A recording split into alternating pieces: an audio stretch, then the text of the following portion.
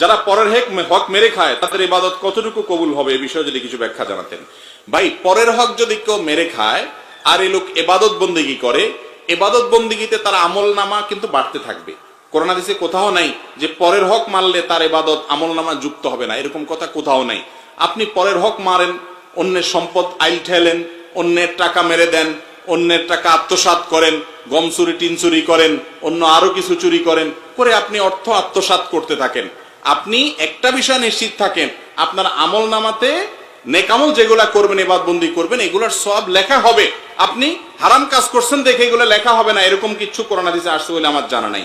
আপনি স্বর্গে চইলা যাইবেন, খালি মসজিদে দান করেন, মাদ্রাসা ইতিমখানায় দেন, নামাজের কাম নামাজে করব, পাপের কাম পাপে করব।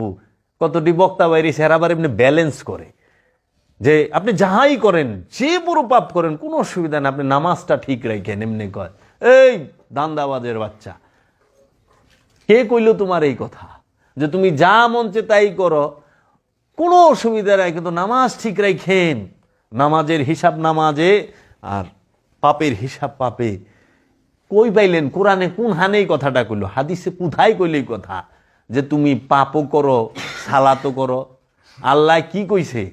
লা তাকরাবুস সালাত ওয়া আনতুম সুকারা, খবরদার সালাতের ধারের কাছেও না নেশাগ্রস্ত অবস্থায়। কয় মৌলবীরা, কিন্তু সুকারা শব্দের অর্থ হলো মোহগ্রস্ত অবস্থায়। মোহগ্রস্ত অবস্থায় সালাতের ধারের কাছেও যায় না। আর সুদ খাইয়া দাঁড়ে নামাজ পড়স, তুই কি কারে কি মনে করস? আল্লাহ কি দেখে না? আল্লাহ কি জানে না তোর কথা? নামাজ হইলে ইমানদারে কইছে, ইয়া আইয়ুহাল্লাযিনা আমানু আকিমুস সালাত ওয়া আতুজ যাকাত। হে ইমানদার, সালাত কায়েম করো, যাকাত আদায় করো। যে সুদ খায় সে কি ইমানদার? যে ঘুষ খায় সে কি ইমানদার? পৃথিবীতে কোনো আলেম, কোনো মুফাসসির, কোনো মুহাদ্দিস কি ওর ক্ষমতা আছে যে সে প্রমাণ করে দিব যে সুদ খাওয়ার পরে সেই ইমানদার থাকে, ঘুষ খাওয়ার পরে সেই ইমানদার থাকে, কিংবা ঘুষ খাইলেও সে ইমানদারের খাতায় আসে, অন্যের হক মাইরা খাইলে ইমানদারের খাতায় আসে, অন্যের সম্পদ মাইরা খাইলে ইমানদারের খাতায় আসে, অন্যের আত্মীয় স্বজনের হক মাইরা খাইলে ইমানদারের খাতায় আসে? পারবো? যে ইমানদারি না হেরাবার নামাজ কি? কোরআন নিজে কইতেছে আরাইতাল্লাযী ইউকাজ্জিবু বিদ্দিন। তুমি কি ওই ব্যক্তিটাকে দেখছো যে দিন থেকে সর্বপ্রথমই বাদ?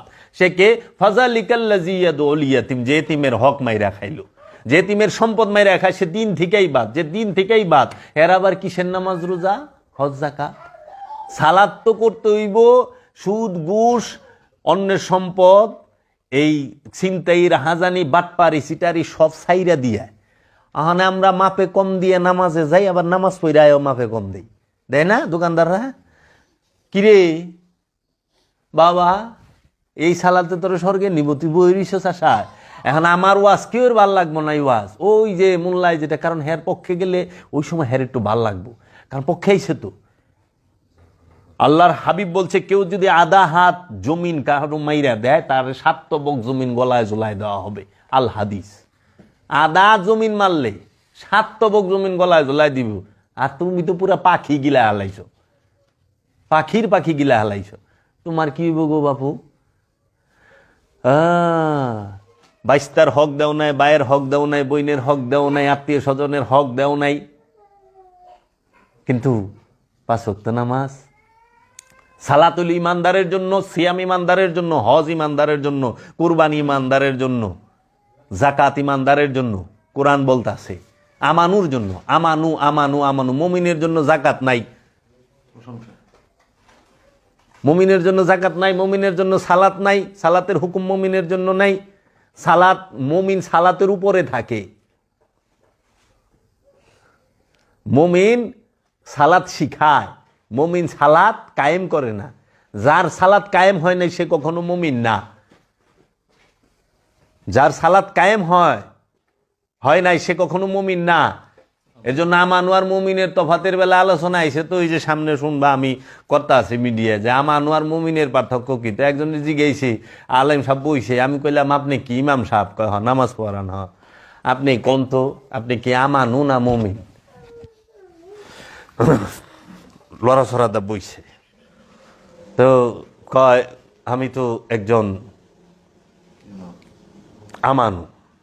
আমি বললাম ও, তা আপনি ইমামতি করেন কে? আমানুর ইমামতির হুকুমই নাই।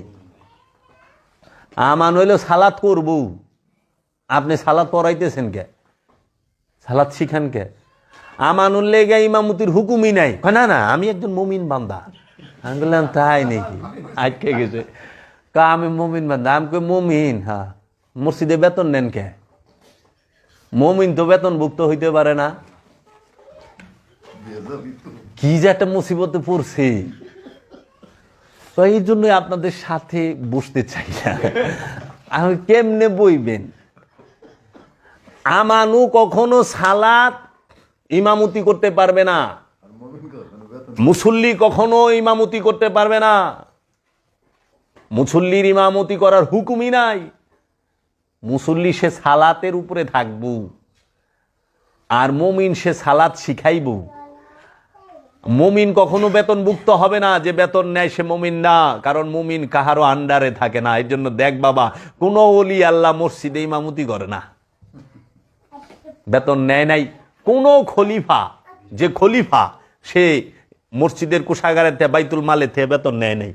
যা দেখ, খোল কই ভাইলি লাম আনোয়ার মুমিনের কেল ই তো দেখবা লই হেনে যে মজা কারে কয় যে বই বউ মরবার লেগাইব হেনে ইজ্জত যেটুকা সুটুকু আড়াইবার যে কোন হান্দা যে ই হইব দিশা। আর আমি তো আজগবি শরীফ লয়ে বম না, আমি কোরআন মাজিদ লয়ে বসুম। আসেন কোরআন আগে শেষ হোক, তারপরে সেন হাদিস শরীফ। হাদিস শরীফ কোরআন শরীফে যদি আপনারা না পান, তখন সে আজগবি শরীফ দিয়ে চাপা দিবার চেষ্টা করবেন।